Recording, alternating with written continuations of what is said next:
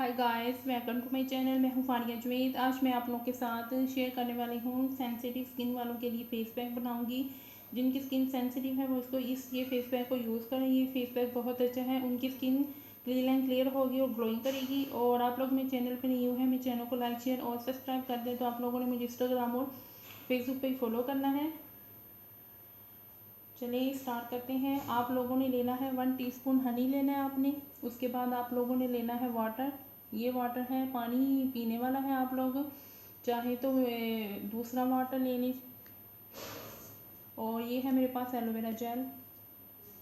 और मैं इसमें डालूँगी 1 टीस्पून डालूँगी इसमें पानी हनी में। उसके बाद आप लोगों ने लेनी है एलोवेरा जेल।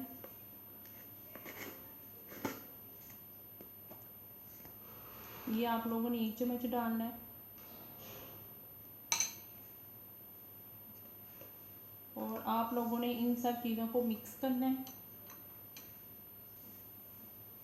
आपने इसको अच्छी तरह मिक्स करना है। अगर आप लोगों को ये थोड़ा सा पतला लगता है तो आप लोगों ने इसमें एक टेबल स्पून और आप लोगों ने इसमें डाल लेनी है एलोवेरा जेल।